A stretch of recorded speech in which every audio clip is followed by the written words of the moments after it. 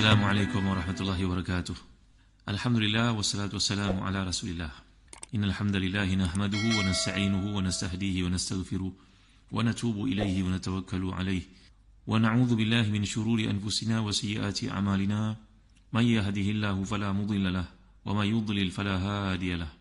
Allahumma salli wa sallim wa barik ala Muhammad wa ala ali Muhammad kama sallaita wa sallamta wa barakta ala Ibrahim wa ala ali Ibrahim fil alamin innaka Hamidum Majid. Amma ba'd. Para pendengar yang dirahmati dan dikasihi sekalian, kita masih lagi bincangkan ayat 49 hingga 51 surah Fussilat. Bagi mereka mengikuti tafsir Ibn Katsir, turun buka jilid ke-8 muka surat 355 ke atas. A'udzubillahi minasyaitonir rajim. La yas'amul insanu min du'ail khair wa in massahu syarru faya'usun kanut. ولئن أذقناه رحمة منا من بعد ضراء مسته ليقولن هذا لي وما أظن ساعة قائمة ولئن رجعت إلى ربي إن لي عنده للحسنى فلننبئن الذين كفروا بما عملوا ولنذيقنهم من عذاب غليظ وإذا أنعمنا على الإنسان أعرض ونأى بجانبه وإذا مسه الشر فذو دعاء عريض. Sadaqallahul azim. Manusia tidak jemu memohon kebaikan, dan jika mereka ditimpa malapetaka, dia menjadi putus asa lagi putus harapan.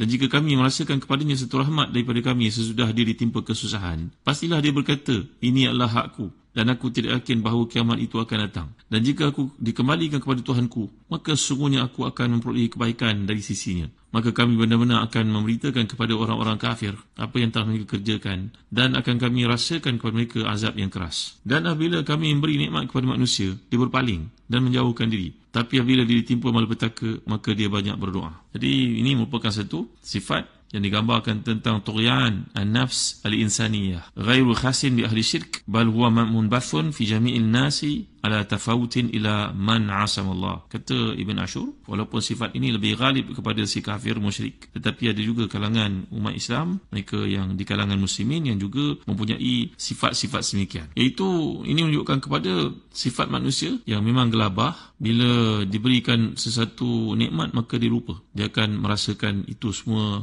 anugerah Allah kepadanya lantaran kelayakan yang ada padanya. Seperti kisah yang diterjemahkan dalam hadis tentang berlaku pada 3 orang pada Bani Israel dahulu. Yang pertama merupakan seorang yang sakit kulit, lalu dianugerahkan kesihatan untuknya dan memenuhi hajatnya, diberikan kepadanya unta dan berkembang biak dan begitu banyak. Dan yang kedua pula berkeadaan botak dan hodoh rupanya, maka dia sihatkan dia, ditumbuhkan rambut, dijadikan rupa parasnya sado, dan kemudian memiliki lembu, berkembang biak menjadi satu penternakan. Manakala yang ketiga pula merupakan seorang buta, dikembalikan penglihatannya, kemudian diberi kepadanya kambing, kambing-kambingnya membiak. Maka itulah kalangan manusia, 2/3 daripada contoh yang dikemukakan dalam pengisahan Nabi SAW itu gagal meneruskan kehidupan sebagaimana yang Allah kehendak. Gagal arti kata tidak dapat lulus dalam ujian. Bila datang perintah Allah SWT untuk membantu orang susah, berzakat dan sebagainya, maka mereka menolak, kembalilah mereka kepada keadaan yang asal. Jadi lumrah kehidupan bagi orang yang tidak beriman, iaitulah merasakan semua anugerah itu kerana dia merupakan seorang yang hardworking, yang kuat bekerja. Apakah benar seperti itu tuan-tuan para pendengar muslim-muslimat yang dimuliakan Allah sekalian? Kalau seorang daripada kita mengatakan kuat bekerja, pukul 7 pagi dia masuk office, 7 malam pun belum balik lagi, kerja kita dalam aircon, kerja kita semua boleh diuruskan. Seorang CEO ke, CFO ke, jawatan tinggi-tinggi ke, keliling ada berbagai bantuan yang boleh dihulurkan oleh PA, kerani dan sebagainya. Kita hanya memberikan arahan, berfikir, beri arahan. Tapi yang bekerja kat luar tu terdedah dengan debu, menolak troli, mengangkat sampah, terdedah pada penyakit, tengah panas duduk, makanan pun tidak ada, berlapar seharian, nak cari minuman pun payah, bekerja seperti itu. Mana lebih kuat bekerja sebenarnya? Maka seorang daripada kita tidak boleh mengatakan ini semua kerana saya bersungguh-sungguh bekerja, very hardworking, maka saya dapat anugerah ini. Bukan begitu cara fikir. Anugerah Allah Ta'ala untuk meletakkan satu kelebihannya itu berdasarkan pilihannya, kita tidak tahu. Maka seorang mukmin jangan mengatakan ini semua kerana hasil usaha dia. Hendaklah berkata ini daripada Allah Subhanahu Wa Ta'ala, dan semua ini merupakan ujian. Maka dalam wasf, dalam sifat yang dikemukakan oleh Allah Subhanahu Wa Ta'ala ini, bahawa bagaimana Allah Ta'ala memilih seorang untuk diberikan harta, yang ini tidak diberikan harta, maka orang beriman hendaklah merasakan semua itu pemberian daripada Allah Allah SWT kerana rahsia yang tertentu yang kita tidak tahu, kita bersyukur. Kalau ia merupakan kebaikan, bersyukurlah banyak pada Allah. Kalau ia merupakan satu ujian, kesusahan, bersabarlah kerana setiap ujian itu walau macam mana susah sekalipun dia pasti akan berakhir. Sedikit perkara saya nak tarik perhatian tuan-tuan dimuliakan Allah sekalian. Ni dalam bahasa Arab kita belajar ada bab namanya tibaq. Di sini bila Allah menyatakan al-khair,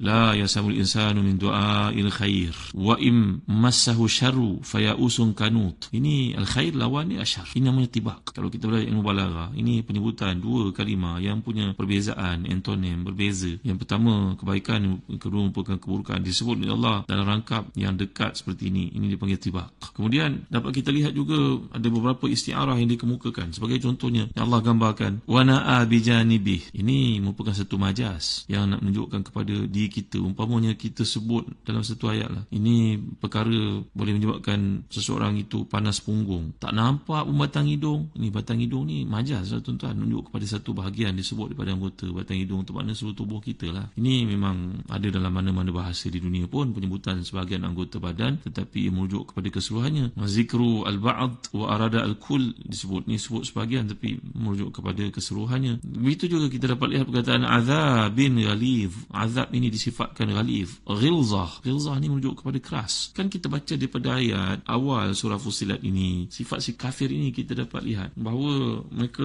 menggunakan benda-benda yang diterjemahkan ibarat satu yang boleh dipegang, bersifat fizikal. Kan daripada awal lagi, daripada mula-mula lagi kita melihat jawapan si kafir kepada Nabi bila membacakan ayat-ayat ini. Apa mereka jawab? Qulubuna fi akinnah wa fi adhanina waqr wa min bainina wa bainika hijab. Ni semua benda-benda yang disebut, dan sekarang datang jawapannya. Dipanggil patah bahasa Melayu, paku buah keras. Begitulah maknanya, sebut apa yang kamu sebut sekarang kena pada diri kamu balik semula. Dan kita lihat kekuatan pemilihan perkataan-perkataan Quran ini, dan masuk pada ayat yang ke-21 yang lalu, wa qalu li juludihim lima syahidtum alaina. Sekarang anggota yang namanya kulit, ataupun setengah tafsir para ulama macam Mahasiswa Ta'wil oleh Al-Qasimi memilih perkataan julud diambil daripada pandangan Imam Syukani, itu maknanya furuj, maknanya kemaluan yang akan mengatakan di depan Allah besok buatan-buatan maksiat yang dilakukan oleh ini. Jadi penonjolan perkara-perkara yang bagi kita kat dunia tidak berlaku sekarang ditunjukkan dengan perkataan-perkataan yang jelas, anggota badan yang boleh berfungsi sebagai lidah umpamanya. Jadi kekuatan yang ada dalam surah Fussilat ini sesuai dengan namanya, iaitu perkataan Fussilat tentang perkataan tafsil, maknanya bayan, maknanya wuduh, maknanya penjelasan. Jadi bila Allah gunakan perkataan azabin ghalidh, nampaklah azab itu seolah-olah benda yang keras. Macam kita sebutlah laku keras. Apa pula laku keras maksudnya pula? Jadi penggunaan permukaan yang keras itu bagi digunakan dalam bentuk isti'arah dekat sini nak menunjukkan tentang kerasnya siksaan. Dan kemudian Allah menggambarkan lagi walanudhiqannahum, kami akan rasakan. Dan semua perkara-perkara yang bersifat abstrak itu sekarang ditonjolkan dalam bentuk fizikal, seolah-olah dia merupakan minuman yang kau rasakan kemanisannya, merupakan satu ubat yang rasa kepahitannya. Begitu sekali azab yang pedih itu engkau rasakan. Maknanya kalau kita terjemahkan dengan perkataan dalam bahasa kemelayuan kita, begitu maksudnya. Kemudian fadhu du'ain arid, di sini juga satu bab isti'arah yang menyerupakan seolah doa ni satu benda yang dimensi yang lebar dan luas, untuk menunjukkan kepada banyaknya, berjela-jelanya, panjangnya ucapan berjela-jela. Kita sebut ucapan tu benda yang kita tak boleh nak sentuh, kita dah samakan dia macam buku pula, panjang luas seperti itu. Jadi ini dalam bahasa Arab jangan kita kesampingkan, ia kerana merupakan satu keindahan. Tafsir itu satu aspeknya adalah balaghahnya. Baik muslim-muslimat rahmati dan dikasihi sekalian, jadi saya telah huraikan yang lalu, ayat ini kata sebahagian para ulama tafsir ditujukan kepada si kafir, kerana dalam surah Yusuf ayat 87 yang telah kita pelajari sebelum ini, innahu la ya'asu min rawahillah illa alqaumul kafirun, tidak putus asa daripada rahmat Allah itu melainkan orang kafir saja. Orang beriman tidak akan putus asa daripada rahmat Allah. Walaupun adalah sikap segelintir di kalangan umat Islam yang tidak menghayati dan mengamalkan Islam, mungkin sikapnya, sifatnya seperti si kafir, tapi yang dimaksudkan secara umum di sini adalah sifat yang muncul pada kebanyakan manusia di luar sana yang tidak beriman kepada Allah Subhanahu Wa Taala. Jadi Allah menyebut 3 perilaku yang buruk yang ada pada manusia kategori ini. Yang pertama, wala in adzaqnahu rahmatan minna min ba'di dharra amassat la yaqulanna hadza li. Kalau diberi kepadanya satu kenikmatan, kemewahan, kesenangan, keseronokan, dia kata ini hasil titik peluh aku, penat aku mengusahakan. Dia lupa kalau Allah tarik nikmat yang ada padanya, umpama kesihatan, boleh tak dia dapat benda tu? Kalau ditarik padanya satu peluang, boleh tak dia dapat kelebihan itu? Yang berniaga dan berjaya di luar sana, kalau tidak ada kontak, tak ada pekerja yang support, tak ada sistem kerja yang betul, boleh tak dia berjaya? percaya. Semua itu daripada Allah SWT.